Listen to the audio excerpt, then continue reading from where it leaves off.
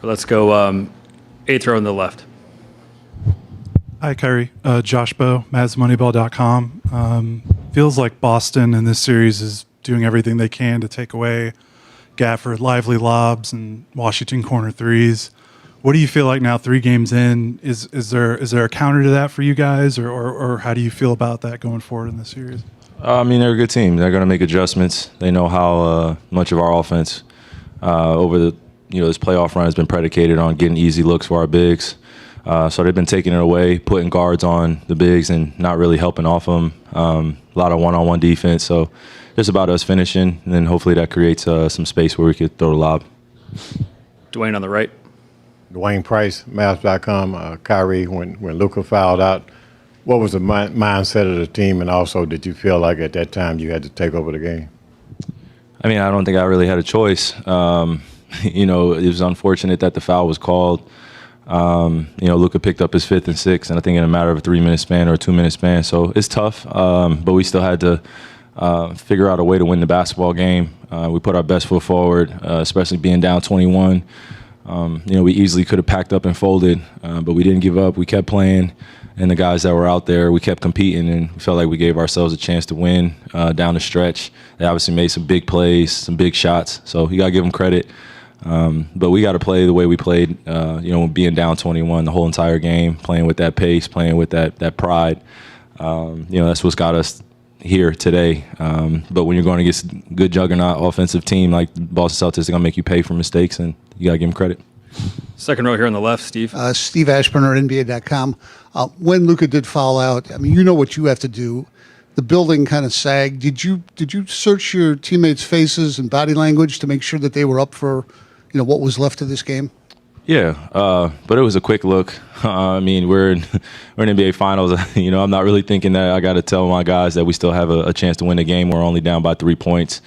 But yeah, I think probably in that stretch, I definitely could have done a better job of just settling them. For what's coming. Drew was picking me up full court. They knew that they were going to pressure me, to get the ball out of my hands. So I just tried to make the right plays and make sure guys were in the right spots and, have them understand that we still have a chance to win this basketball game. That was all I was thinking, not just even before Luka fouled out, just, the way we started off the fourth quarter, giving up those, 2 baskets where it went up 21.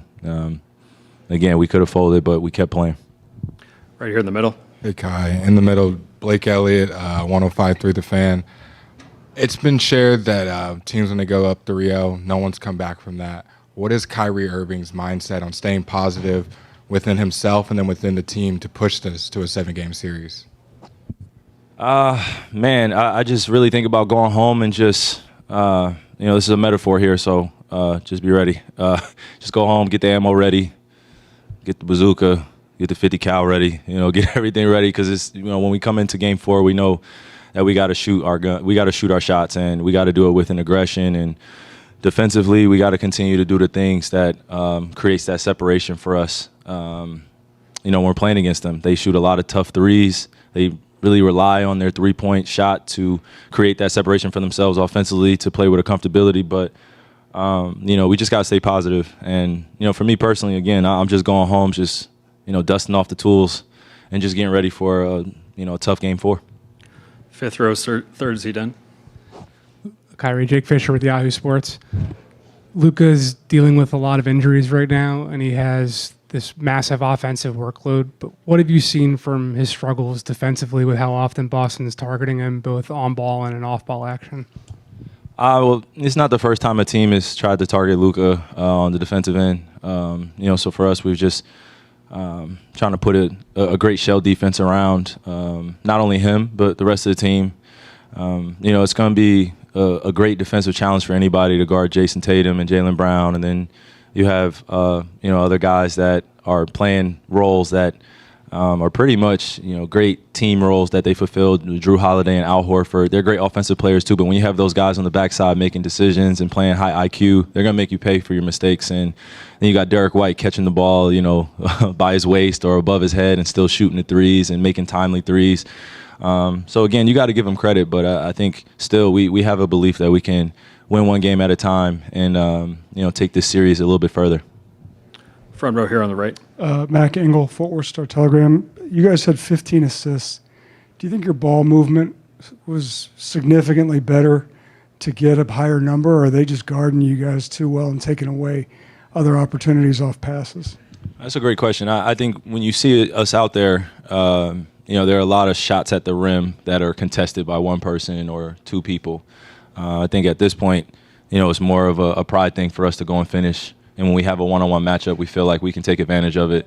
So that could be part of their game plan where, while we're out there, I could hear them yelling certain things like, don't contest it, just let them play one-on-one. So there's a little bit of cat and mouse going on, just seeing if we can finish our shots. And I feel like we're getting great looks, and we just got to convert them.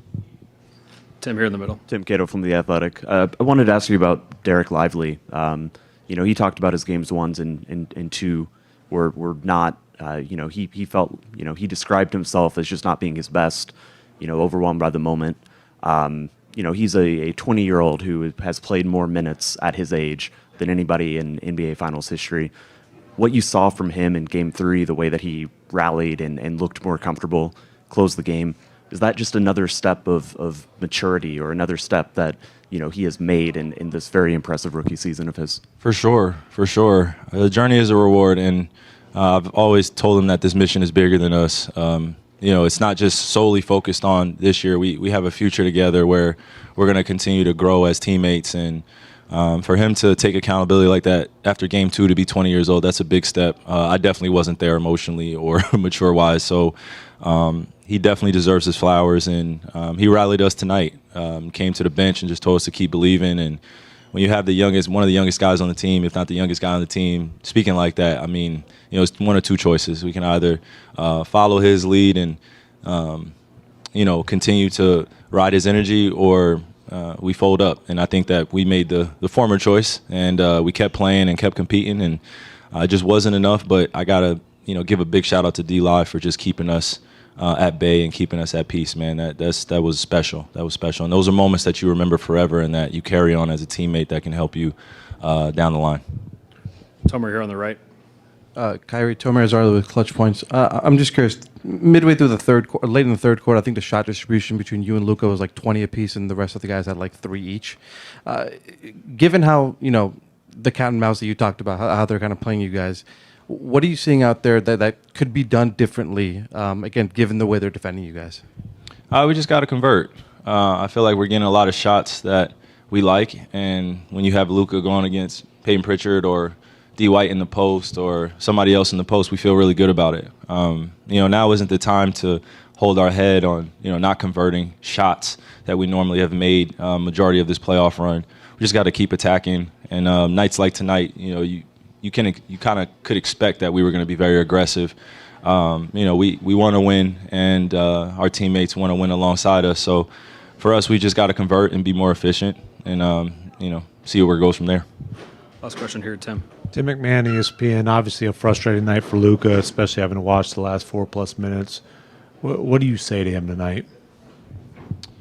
You just got to let it breathe a little bit.